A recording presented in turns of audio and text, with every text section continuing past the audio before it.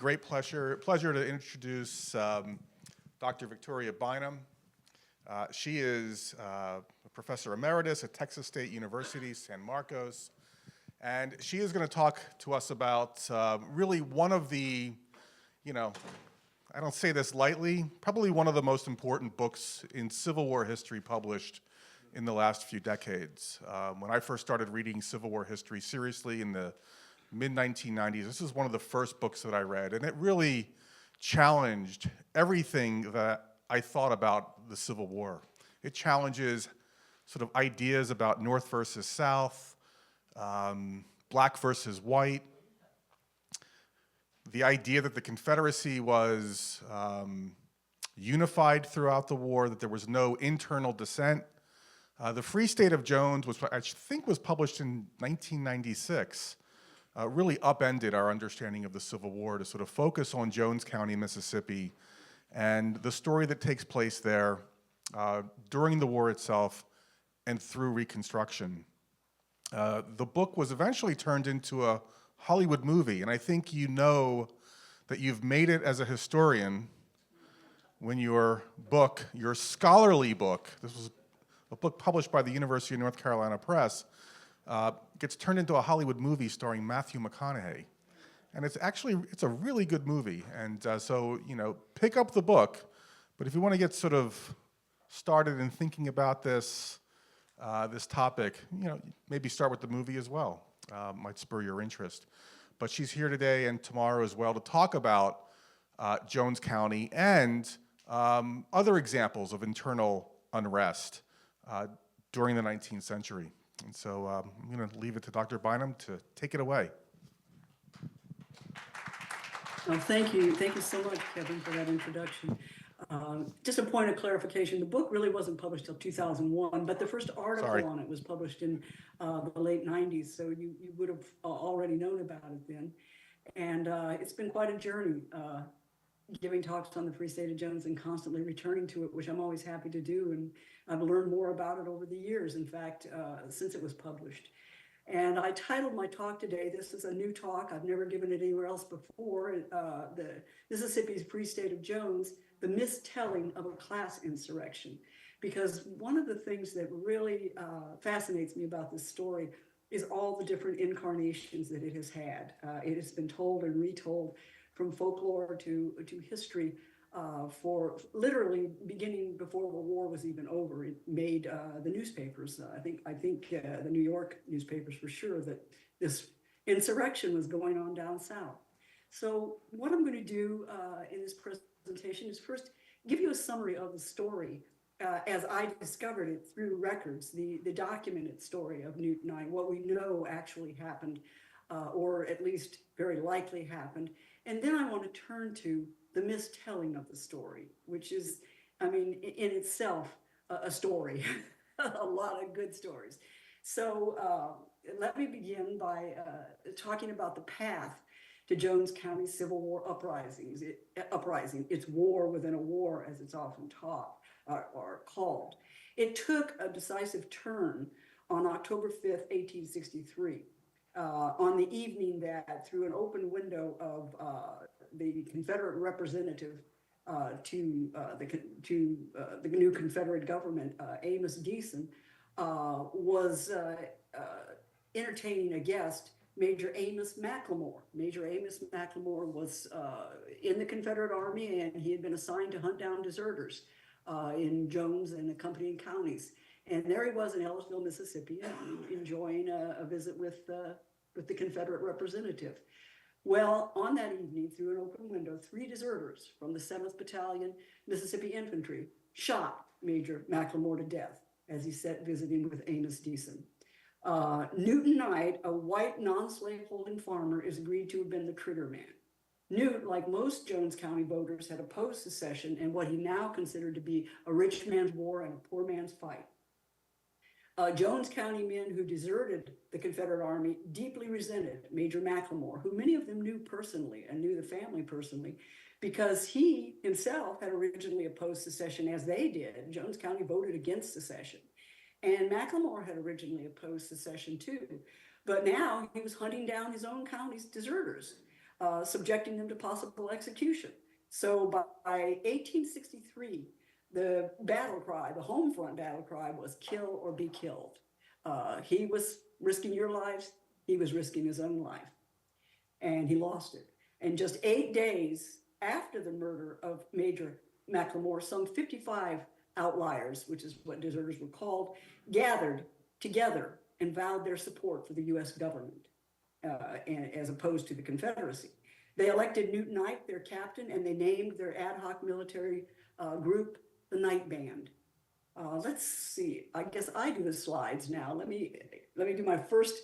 All right, it works. Everything's just great here. This is Newton Knight himself. I should have put the picture of Matt McConaughey up next to it because they look so much alike that it's really pretty striking. And when I went out to the movie set, I got to visit it. They had this picture up, and they used it for makeup, to make up Matt McConaughey. So they really worked on making him look like this photograph. So that's Newton Knight, a picture that was probably taken during Reconstruction, during the brief period of time when he held power during Reconstruction. And here we see, and I've gone over this with pen, but I've tried to preserve his handwriting. This is his actual roster that he actually, this is a copy of his roster. He copied this when he was filing for a claim for compensation for himself and the band for having supported the Union during the war. And this is part of the roster. It's not the whole thing, but it just kind of gives you a sense of the flavor. All the names of his men written in here in his own hand. And I have actually seen the genuine roster through his descendants, who inherited it, that he kept out in the woods throughout the war. This is just a copy that he made from that, as I said, to send on to Congress. But that actual roster that he kept out there still exists. And whenever any of his soldiers were killed by a Confederate, or anything, like, he would write it in there and exactly how they died. Or whenever they left the group and went to New Orleans to join the Union Army, he noted that. He's quite a well-organized guerrilla. So looking at that roster, you'll also notice, I don't know how well you can see it, but you really, if you see it up close, you immediately notice the overlap of surnames. Kinship was very important to this uprising. There are, let's see, 26 of the members of this band share the same 6 surnames. They were, cousins, brothers, nephews even. Their families had intermarried for several generations, in some cases years before even entering Mississippi territory. Most were related either to Captain Newton Knight or to his first and second lieutenants, James Morgan Valentine and Simeon Collins. And his third sergeant was Jasper Collins, Simeon's brother. In fact, this band could accurately have been termed the Knight Valentine Collins Band. That was the kinship group that most united all of these people in their political views and in membership in this band of guerrillas. These are 2 of the men that I named. The one on the left there is James Morgan Valentine, and the older man on my right is Jasper Collins. So these were 2 of the most important figures. Jasper Collins was so important that he was played in the movie by Chris Berry, an actor, and did a really good job on him. So those are 2 of the most important members of the Knight Company. And the company was largely comprised of self-sufficient property farmers and herders.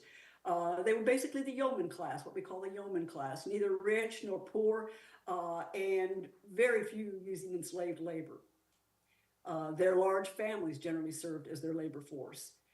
When I began my research, I started with the names that I showed you with the rosters. I hadn't come across the copy of the actual roster yet, but there were a couple of books that had been published, local histories of the Free State of Jones, in which each of the authors printed all of the names of the men as they knew them.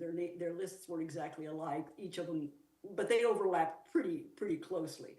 The first book was The Life and Activities of Newton Knight and His Company, that was written in 1935 by Newton Knight's own son, Thomas Jefferson Knight.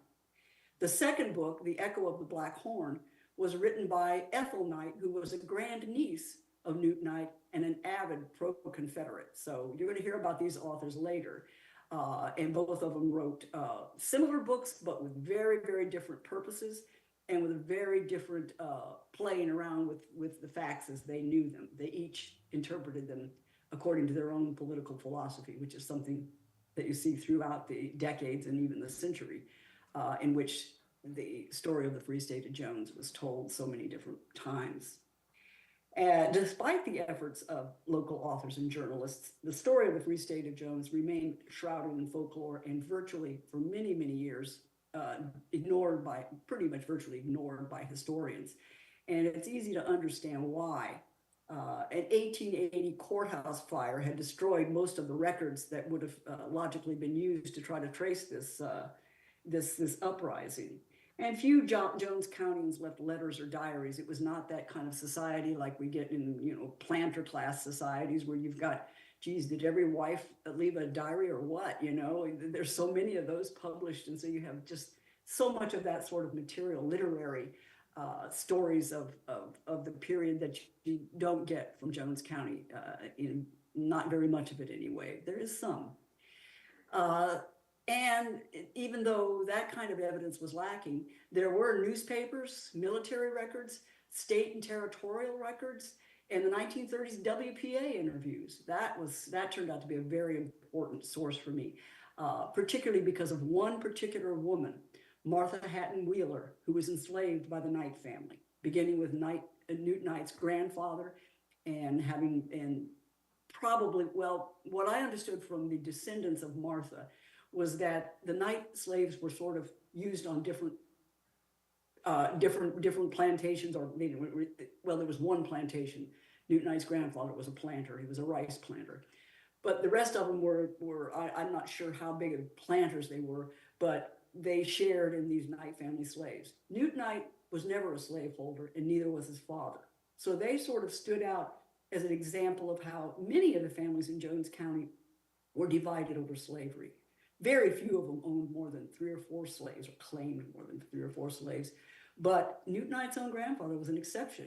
In 1860, he claimed 21 slaves, 21 or 22, I forget. So he was one of the big planters of the county.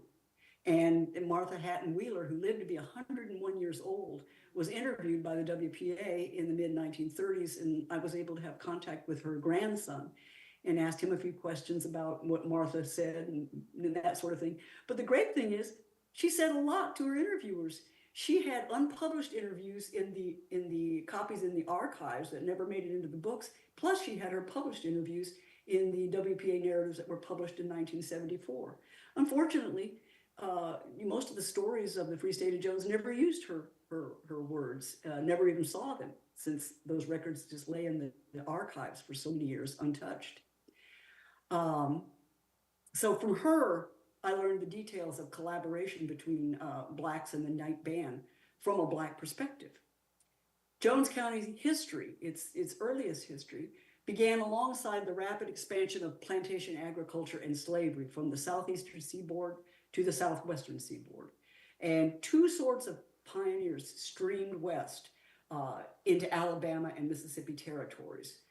Enslavers seeking fertile lands on which to grow cotton and tobacco, and small farmers and herders seeking property outside the plantation belt. In other words, deliberately migrating to these areas that didn't really have the soil for cotton or tobacco, and very little cotton and tobacco was grown in Jones County, particularly before the Civil War.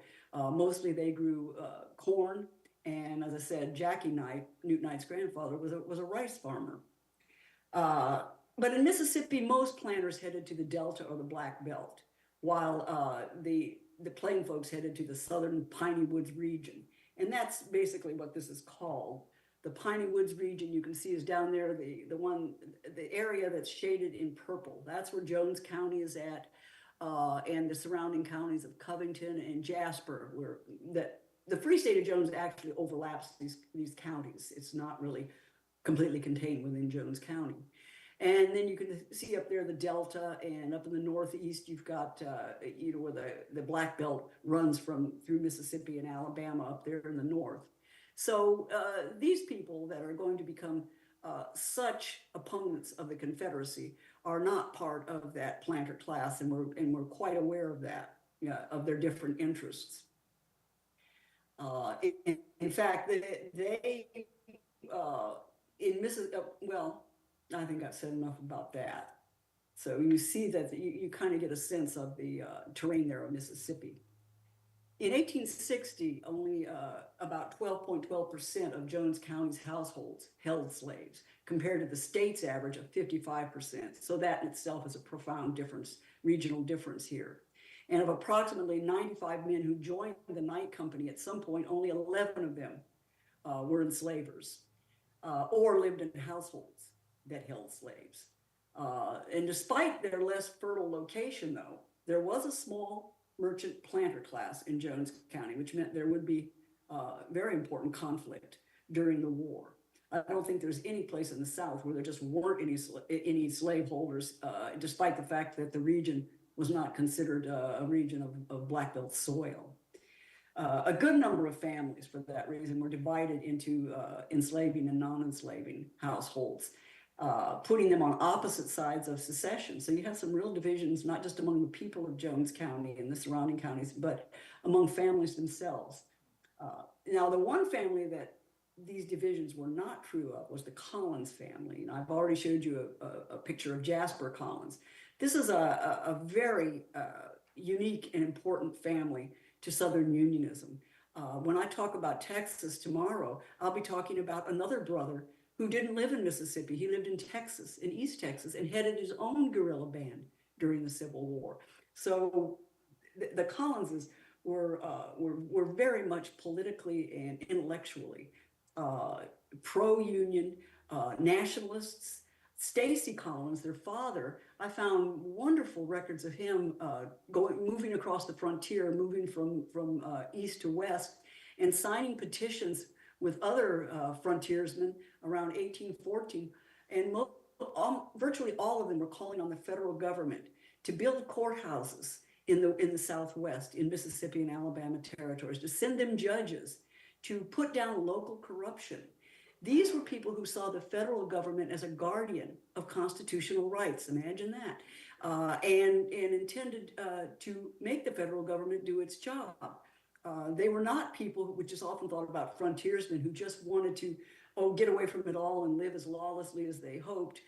Those people certainly existed, but families like the Collins family were very much trying to bring order and civility to the frontier. They were trying to escape plantation society, plantation agriculture. So the Stacy Collins, who I told you was their father, and one of the earliest pioneers, all of his sons, none of them held slaves, and all of them refused to join the Confederacy, or if they did, they soon deserted. So he had sons Vincent, Simeon, Riley, and Jasper Collins, all of whom, and they were prosperous farmers, but they did not use enslaved labor and were fiercely pro-Union before and after the Civil War erupted. Like all conscripts, once the war began, Simeon and Jasper Collins hoped the war would end before they lost their lives. But by late October 1862, the Battle of Corinth, the passage of the so-called 20 Negro Law, and letters from their suffering family members had convinced many of the soldiers of the 7th Battalion, Mississippi Infantry, to desert. In a 1921 interview with a New Orleans newspaper, Newton Knight credited Jasper Collins with convincing him that the Confederate cause was that rich man's war and poor man's fight. And like Jasper Collins, Newton Knight soon deserted, but was captured in early 1863. And according to friends who later testified on his behalf for his compensation claim, he was, quote unquote, tied up and driven to prison by his captors.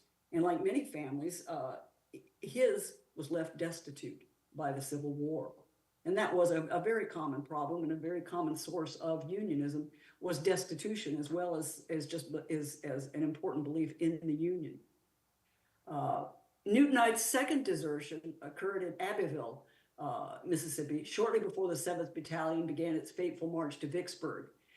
General Grant's successful siege of Vicksburg lasted from May 18th, 1863 until 4th of July, 1863. After being paroled from that hellhole, many of the 7th Battalion soldiers, they simply walked home to Jones County. They were way up north, in Corinth or Vicksburg at this point, and they just simply walked home and headed to the woods. According to them and many of their family members that I interviewed, they insisted until their death that the conditions of their parole was that they could never support the Confederacy again, and by God, they were going to obey that order that had been given to them by the Union Army. Of course, the fact that they had never supported the Confederacy in their hearts anyway made it a lot easier. So you got the woods filling up with men from paroled from Vicksburg. They were not going to go back into the Confederate Army.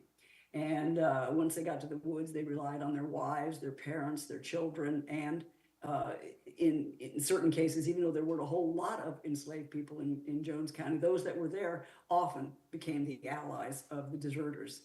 And that was something that was shown in the movie in the form of Maroons on the river.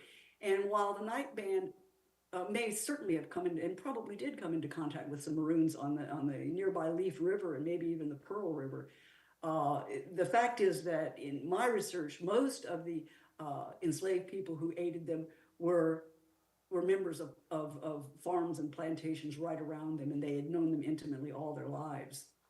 People like Martha Hatton, Wheeler, who I mentioned earlier, from the WPA narratives. Well, let me show you Rachel. This may not be Rachel Knight. It's a good chance it is. It was in her papers, or the papers of her known daughter. But it might also have been a picture of one of her daughters. We know it's either her or one of her daughters. Sometime between 1863 and 1864, Rachel, who I've already mentioned was enslaved by his grandfather at one point, and then by his uncle, who she had children by, she became an important collaborator of Newt Knight and his band. And by early 1864, the Knight band had grown and was well organized and armed and deadly. Now I'm going to turn to a letter. We'll hear more about Rachel as the story goes on, but I want to turn to a letter that was written by a Union scout to the Union Army's Chattanooga headquarters, which provides a great overview of the growing size and power of deserters as they gathered in the swamps surrounding Jones County, or that ran through Jones County. This is, I know you can't read this, but it's just kind of nice to see a picture of the actual letter. I'm sure most of you have heard of Adam Dombey, a Civil War historian. Adam was working in the Library of Congress, and he came across this letter. I didn't have this letter until after the book was published, well after the book was published. And Adam was kind enough to send it to me, and it was just wonderful. I mean, it didn't change what I had written. It just reaffirmed and added to what I had already written in the book. And it's a letter from February 13th, 1864, by James Lamon, and he's telling General John M. Palmer, these are Unionists, the following, and I will quote that for you since you can't easily read it there. This is the direct quote from that letter that's pictured there. A rebel soldier who recently deserted and came into our lines tells me that in the Tullahoma swamps in Jones County, Mississippi, there are some 600 deserters who are waiting for our forces to get near so they can join them. They have deserted the Confederate cause and are determined to fight them to the last. All efforts from the Confederates to force them out have been unsuccessful, and they are now offering a bounty to other deserters to join them. This rebel deserter's story is corroborated by Confederate General Dabney Maury. His report to the Confederate Secretary of War said less than 1 month later, on March 3rd, 1864, describes Jones County deserters as well-armed and 500 strong. Only 100 people difference there, pretty close to the same. And Maury said they've been seizing government stores, killing our people, and have actually made prisoners of and parole officers of the Confederate Army. And on the same day, Lieutenant General Leonidas Polk shared details of the takeover to Confederate headquarters. Jones County deserters, Polk confirmed, had murdered a conscript officer, pillaged loyal citizens' homes, loyal meaning Confederate citizens, and had launched a successful raid on government stores at Paulding in neighboring Jasper County. And Newt Knight confirmed that he had led that raid when he was interviewed in 1921, and he described it in detail. To celebrate their success, the Knight Band flew a federal flag over the Jones County Courthouse. Only 5 months after the murder of Major McLemore, then, deserters had taken control of Jones County. The following map of Mississippi shows the region of deserters' activity as it expanded from Jones County all the way down to Honey Island, Louisiana. This map here, I don't expect you to we're not going to do a map study here, but I want you to see the two rivers there. You can see this is the Pearl River. That was a very popular place for deserters to escape. You see it goes all the way down in here. Here's New Orleans right down here. So you've got the Louisiana border down here and a place called Honey Island where many of them would escape to. And what's interesting is the Texas deserters that I'm going to talk about tomorrow, headed by Warren Collins, they went to Honey Island too. You got Mississippi deserters and Texas deserters meeting in Louisiana. I mean, they were doing some real traveling during this period of time. This is the Leaf River, which runs directly through. You see Jones County right here. Here's the center part. I got this little circle here. This is the kind of the central location of the Knight Band. The borders of Jones, Covington, Jasper, and Smith County here, and they could go all the way on down into here. And they were reported specifically Jones County deserters all the way down here in Hancock County. So this was when this is that period of time in which really the Confederacy is losing control over the Confederate Army in many parts of the South. During this year of 1864, newspaper articles and Confederate records described Jones County men expanding their operations south and into Honey Island, as I said. And in at least 2 instances, they're described as in league with slaves and perhaps even freeing slaves. Important, however, and this is one thing that I discovered through just really having to work hard, is that with the research on it, because is that Newt Knight is not mentioned by name in these reports and letters, whereas other deserter leaders are. There's the so-called Edwards Landrum Band. There's a leader whose last name is Hawkins, another named Robinson, another Woolford. So it's clear that by 1864, there were several deserter bands operating throughout lower Mississippi and very likely collaborating with one another as they began to grow more powerful. Reports citing 500 to 600 deserters working in tandem certainly indicate this. Those letters that I read earlier were James Lamon reported to the Chattanooga headquarters 600 deserters in Jones County. It doesn't mean that they were from Jones County. They surely were not all from Jones County, but because those kind of numbers are reported all the way up and down toward the Gulf Coast, it really suggests, and I'm convinced that you have several deserter bands collaborating and doing some real traveling.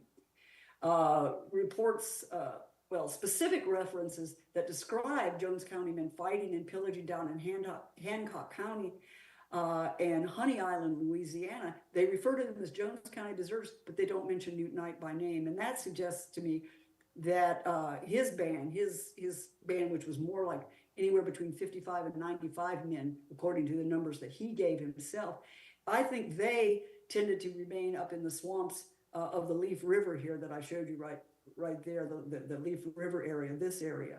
But with others going all the way down further here and even over here to Hancock County. So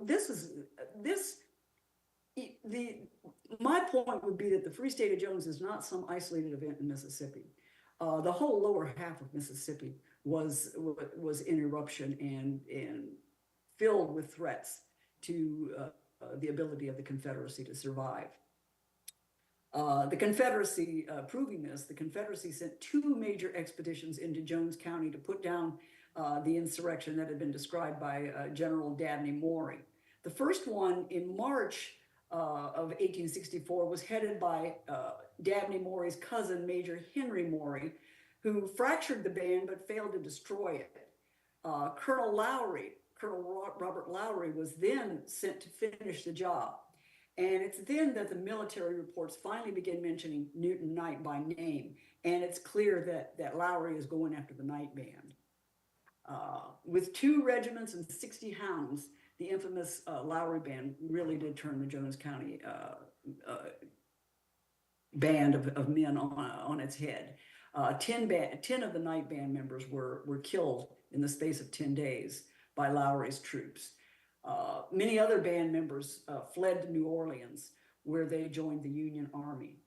And at least 16 of Newt Knight's men, including his first lieutenant Simeon Collins, were captured by Lowry and forced back into the Confederate Army on penalty of death if they tried to refuse. And these men soon found themselves fighting at the Battle of Kennesaw Mountain, Georgia. And what's interesting is they were fighting against the same forces that my maternal great-grandfather fought in for the Union from Wisconsin. So I've got my Southern Unionist ancestors fighting against my Northern Unionist ancestors, but they're both on the side of the Union, but they're poised to kill each other because the night people were, the night band people were forced back into the Confederacy. See, by the way, I'm also descended from them, like many people are here from their subjects. I've got those ancestral links too. Well, Simeon Collins died soon after his release from prison camp. In 1872, his family moved on to Hardin County, Texas. That's where they joined Simeon's brother Warren, who I've mentioned already had led his own deserter band during the war, and I'll have a lot more to say about Warren Collins tomorrow.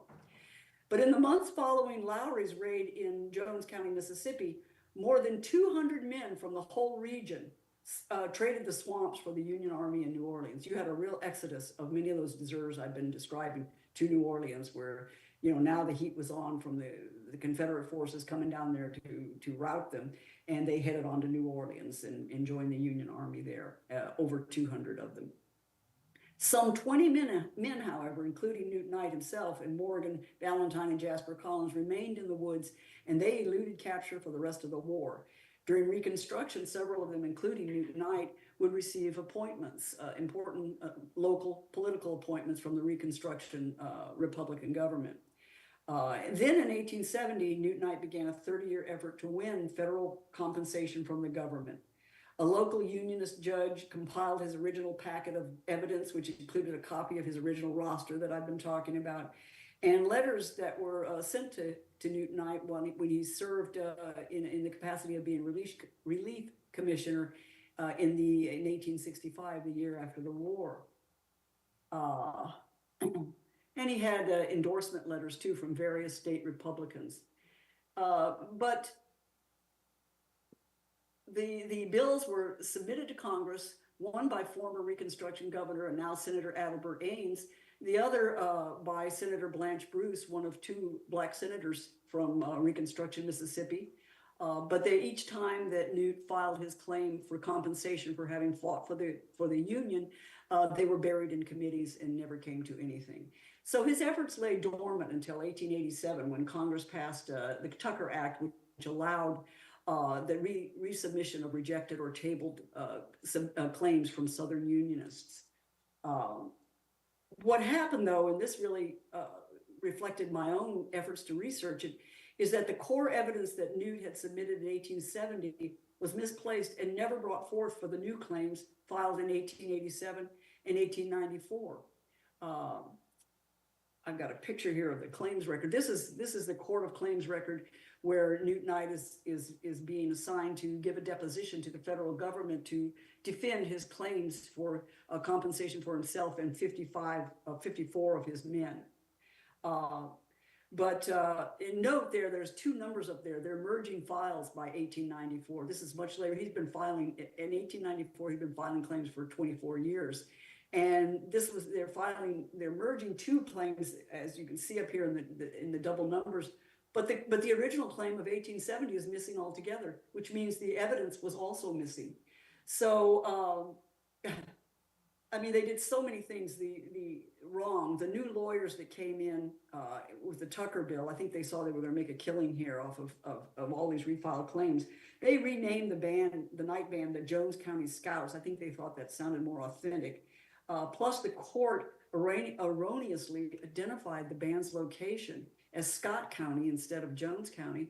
So at that point, no wonder they couldn't find the original evidence. They had changed the name of the band. They had mislabeled the county it was from. And it wasn't surprising that in 1900, when all of this finally ended, Newt's testimony was declared, quote, uncorroborated by a scintilla of documentary evidence. And the case was closed once and for all.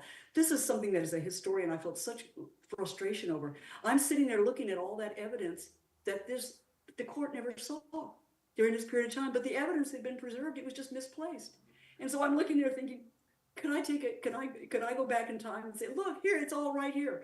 But, you know, that's the life of a historian. The fact is also that the US government was not much interested in granting money to Southern Unionists after 1875. Reconstruction was over by then, pretty much. In 1880, they hated Colonel Robert Lowry, who'd led that raid on them. He was now the governor of Mississippi.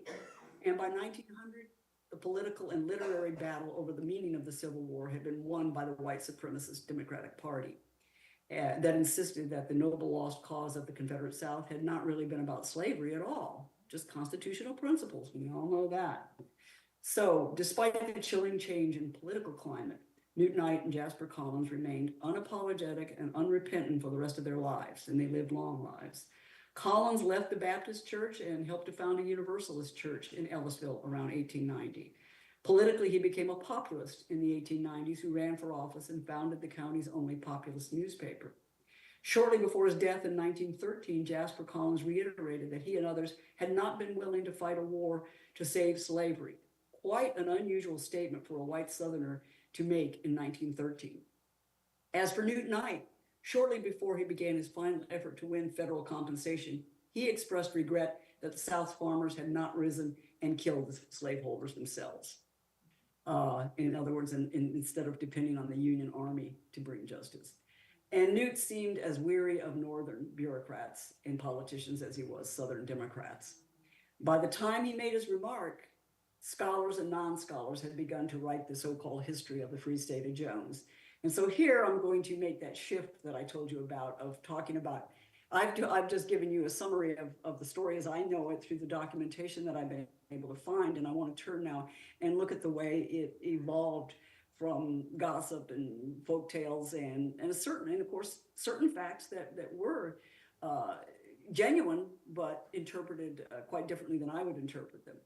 The many changes to the Free State of Jones lie in the evolution of American history and the struggle to redefine the United States in the wake of the Civil War. The defeat of the South's planter class and the abolition of slavery brought citizenship and civil rights to freed Black people and also elevated common whites like Newt Knight and his allies to positions of authority and political power. What's interesting about these early stories is that Rachel Knight, who was Newt Knight's intimate partner as well as collaborator, is absent from every single telling of the Free State of Jones until 1951.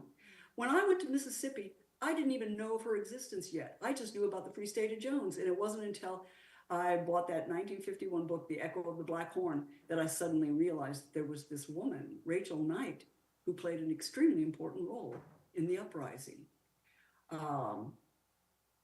So let me find my place here. The revolution of Reconstruction, and it was a revolution or promised to be a revolution, was followed by a counter-revolution that institutionalized white supremacy and rewrote the Civil War as a glorious lost cause to preserve states' rights.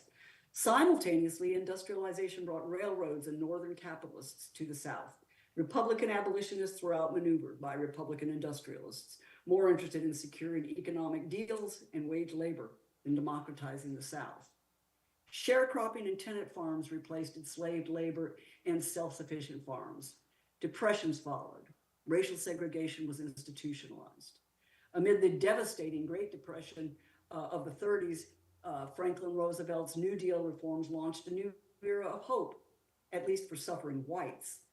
Segregation and Jim Crow laws were challenged, but they persisted. World War II followed, and in its aftermath, the long struggle for Black civil rights achieved major successes. At the same time, each new era brought forth a new interpretation of the Free State of Jones. Just as generations of politicians, historians, and novelists regularly interpret and reinterpret the meaning of the Civil War, so also are the motives and character of Newt Knight regularly reinterpreted. His story, and by extension, the story of Jones County's insurrection, has been revised again and again to suit the debates of the present. One of the earliest historical, so-called historical interpretations came in 1886, little more than 20 years after the Civil War had ended. G. Norton Galloway of Pennsylvania, who had won a Medal of Honor for his Civil War service, seized on the story of who he called Nate Knight. He didn't even get his first name right. He called him Nate. He seized on this uprising as emblematic of a violent South comprised of only three classes: rich slaveholders, poor whites, and enslaved blacks. That was believed to be the South, the whole character of the South. No middle-class farmers, no free people of color, nothing like that. So while the Night Band was recognized for its attacks on the Confederacy and lauded for that, the Night Band was portrayed as just a bunch of poor white miscreants who took Southern feuding, which everybody knew was just a characteristic of the South, Southern feuding, to what Galloway called blood-curdling heights. He recklessly estimated Jones County deserters to have numbered 10,000 men, and who proceeded to take the county out of the Confederacy and declare Jones County a free state beholden to no one, including the Union. Neither Galloway nor most Northerners could really conceive of a middling-class Southern yeomanry that politically supported the federal government. Galloway preferred an image of poor white savages degraded by the institution of slavery who, like formerly enslaved blacks, had been rescued from greedy plantation masters by the North. Now, Galloway assured his readers, Northern industrialists were poised to civilize them as well. In 1891, Galloway's factually challenged version of the Jones County uprising was given intellectual legitimacy and respectability by Harvard professor Albert Bushnell Hart, who repeated many of Galloway's errors right there in the Nation magazine, including the myth of secession within secession, in an article that he published in the Nation magazine. At least under Hart, though, Newton Knight evolved from being a brutal savage to being a kind of a noble savage patriot. Pro-Confederate writers then hit back hard. The tradition of Southern Unionism that had long existed was buried in their writings. By 1900, to be Southern was to be white, and to be white was to revere the lost cause of the Confederacy.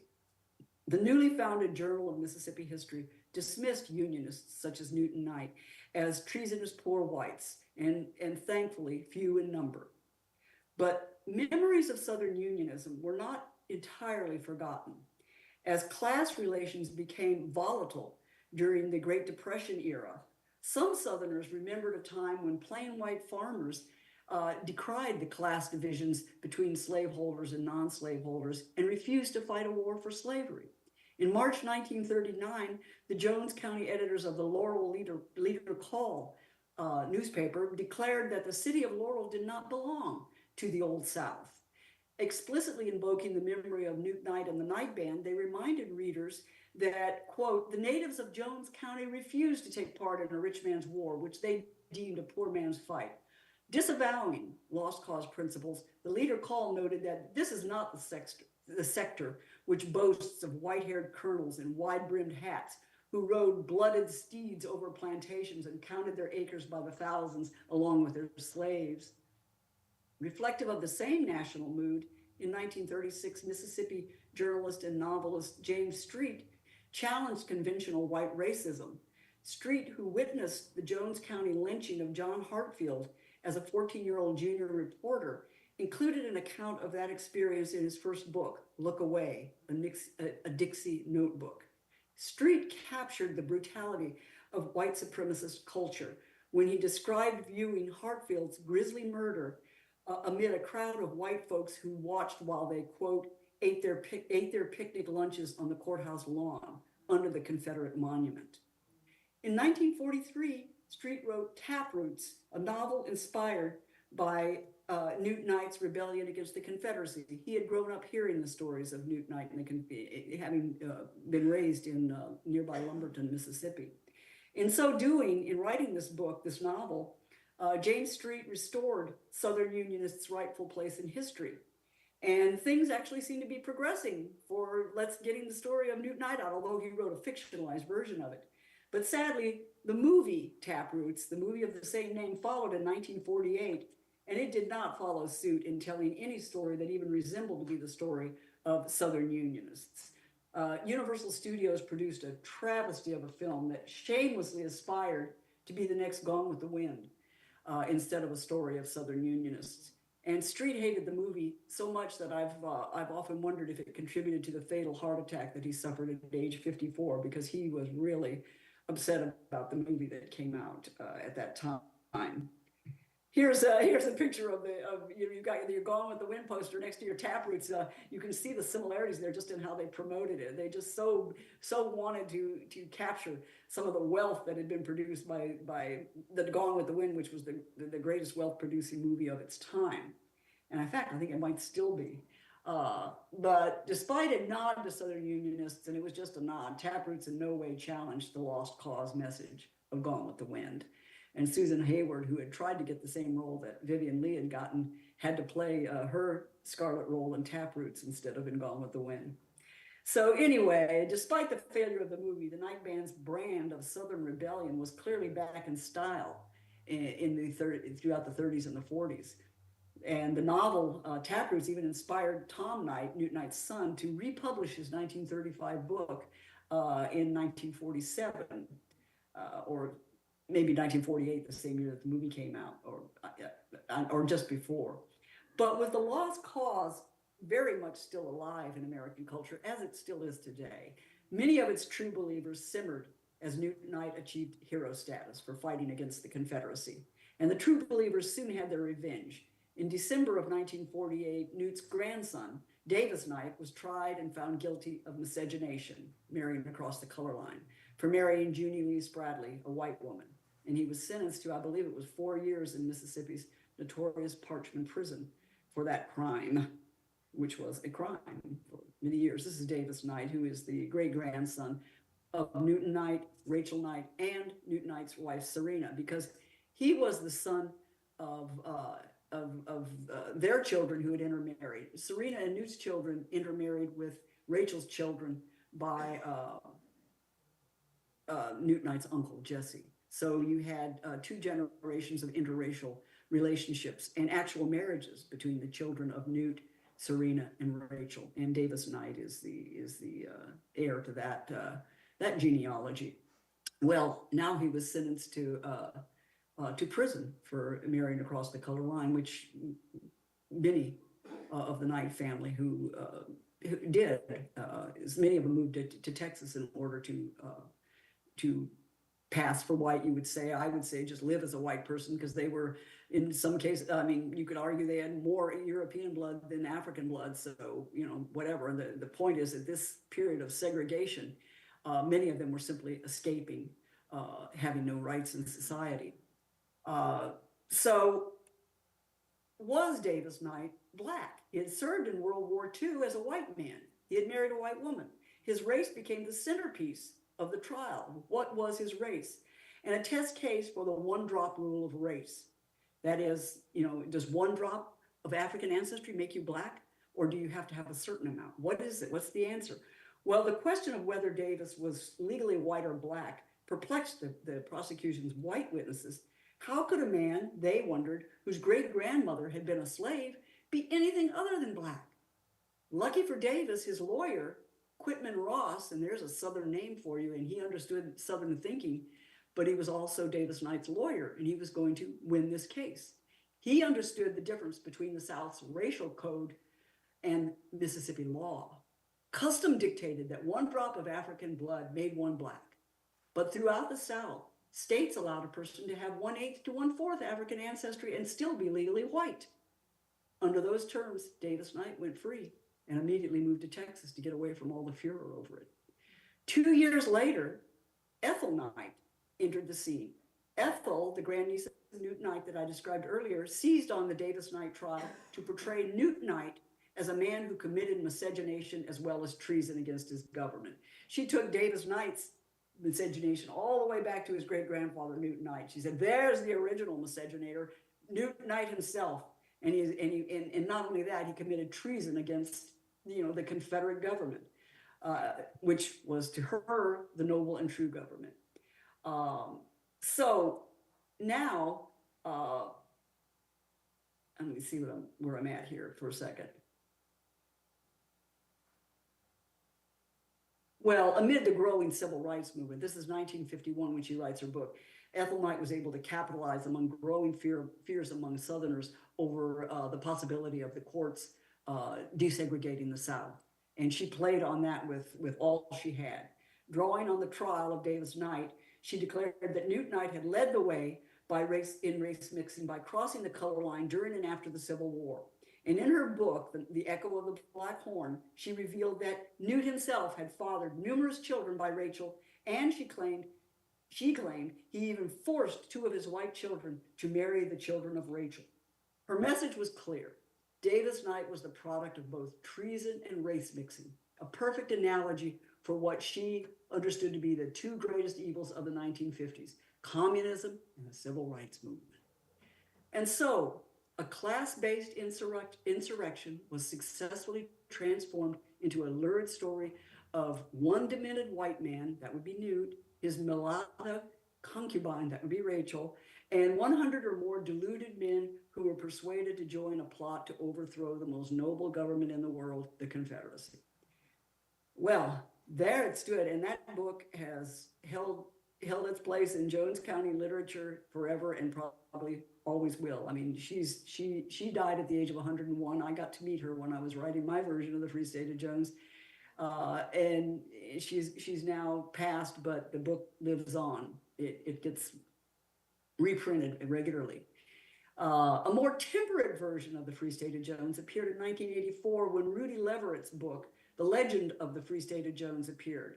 Leverett, who had a PhD in education studies, separated fact from fiction to debunk the myth of secession within secession, which in fact both Newt Knight and Jasper Collins had refuted during their own lifetimes. Unfortunately, Rudy Leverett otherwise missed the fundamental elements of this community war. He dismissed the Knight Band as a bunch of outlaws without researching their backgrounds, and he totally ignored the participation of women and enslaved people. So for the past 3 decades, historians such as myself have produced numerous studies of anti-Confederate uprisings in the Civil War South. William Allman on North Carolina, Margaret Story and Susan Swearingen on Alabama, David Williams on Georgia, to name a few. And the common link among our works is close attention to who participated in and led such movements and what their motives were, precisely what Rudy Leverett chose not to do. And I think we all know that the lost cause version of the Civil War is anything but dead in popular culture, despite historians' efforts during the past century to overturn it. Locally, Ethel Knight's version of the Free State of Jones flourishes today. And like so many of the seldom heard histories being shared at this conference, the story of Southern white Unionists is an integral part of that struggle. Tomorrow, I'll focus on the uprisings of North Carolina's Quaker Belt and East Texas's Big Thicket Forest, with Jones County making occasional appearances as a comparative point of departure. And I think, okay, I'm just checking to see if I had another slide there. I didn't think so. So anyway, that's what I'll be doing tomorrow. We'll move on to looking at North Carolina and Texas, which in some ways is an extension of the Free State of Jones, with the Collins brothers, 3 Collins brothers in that one as well. So thank you very much. I'm glad to at least virtually be here.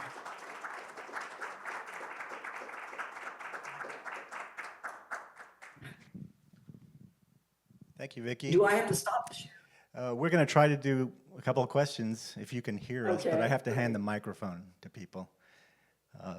Start with Norman Ishimoto of San Francisco. Thanks for that great presentation. I had only seen the movie and been pretty much puzzled by it. But here's another puzzle that comes up while you were talking to us. In mid-1863, the Mississippi has been cut. The river has been cut. And New Orleans... I'm having a little trouble understanding you. Can we do something with the... I'll try this. Maybe. Is this better?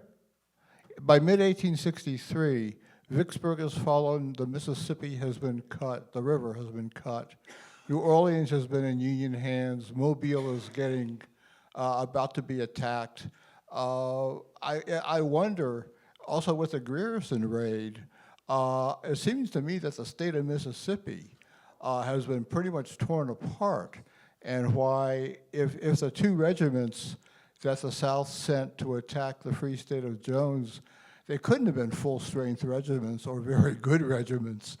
Why couldn't they have liberated the Free State of Jones in some real fashion?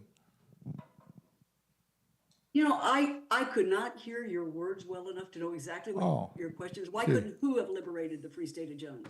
Well, The Jones County band, the night band itself? I mean, like a couple of boats up those rivers, gunboats sent up the rivers would have been a big help, it seems to me.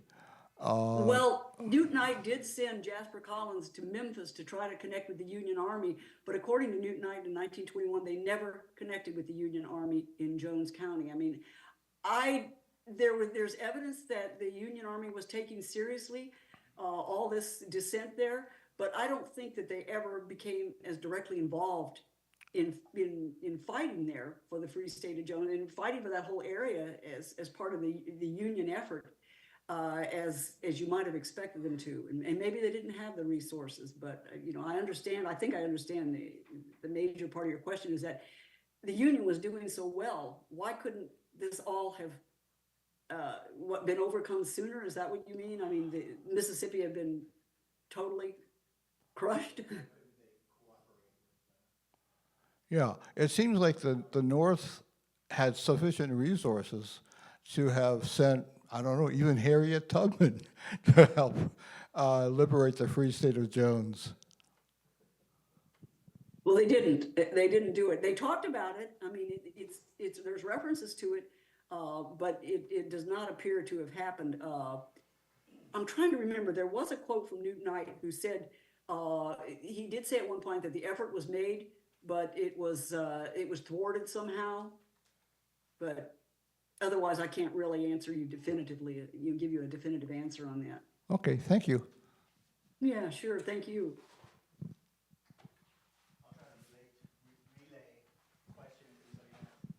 Hi, Vicki. Thanks for the talk. This is Kevin.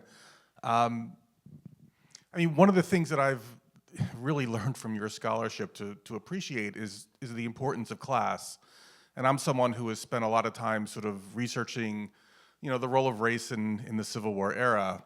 And I guess my question is, can you just reflect on what we lose when we fail? I'm thinking of American history more generally, that what we lose when we fail to appreciate the importance of class and the possibilities of interracial cooperation in our history. And I'm just thinking of the extent to which we're debating in 2025 about the long history of race and white supremacy, and what does sort of the importance of class bring to that discussion that we're in today?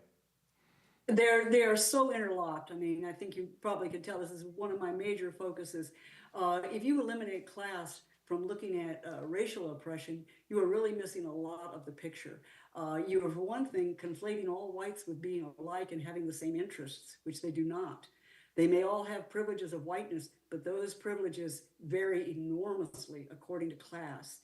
And I think one of the problems also is that when we talk about trying to have collaboration over on class terms between whites and blacks, we often think that collaboration means the end of racism on the part of whites, and that if we don't see an end to racism, we can't have collaboration.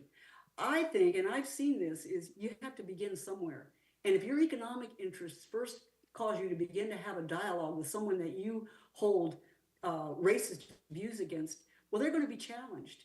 And there are just many studies have shown that people enter into collaboration when they still hold racist views that have been passed on to them from a white supremacist culture, and usually from above, for general reasons of controlling labor. That's how you control labor. You pass those things on, those ideas on of inferiority and of shame of ever crossing a color line. But if collaboration can start on class terms, an erosion of racism will often follow. And I don't have a Pollyanna view of this, that it will definitely follow or whatever, or that it's not uneven. But without that collaboration, we end up, I think, often getting nowhere in terms of changing society, because the superstructure is so class bound, and it's more so today than or as much today as ever. It ebbs and flows at different periods of time.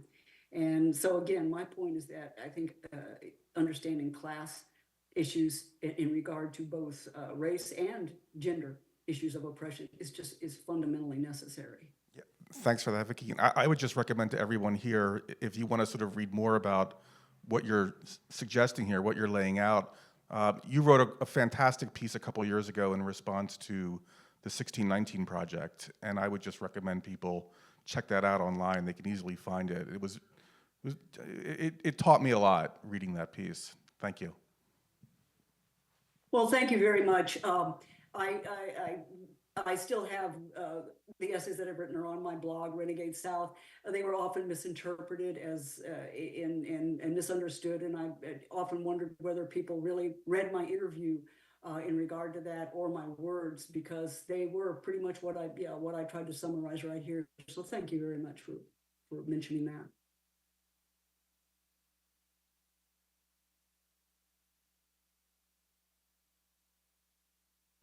Search for it easily on Google. You can search her name and 1619 Project. It'll come up. Google Victoria Bynum 1619 Project. Yeah, did Newton Knight have children with Georgianne? He sure did.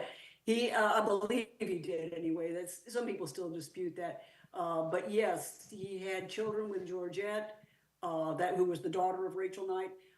We don't want to romanticize Newton Knight as some kind of feminist male. I think Newton Knight was a strong patriarch who had prerogatives. And I also have never presented Newton Knight as an abolitionist or as somebody free of racist views or free of sexist views. There was a little bit of that suggestion in the movie that I didn't quite agree with, but movies are movies. But yes, maybe I'm over answering your question, but yes, he had children with both Rachel and with her daughter, Georgette. Well, thank you very much, Vicki. That was wonderful. We will be Thank you.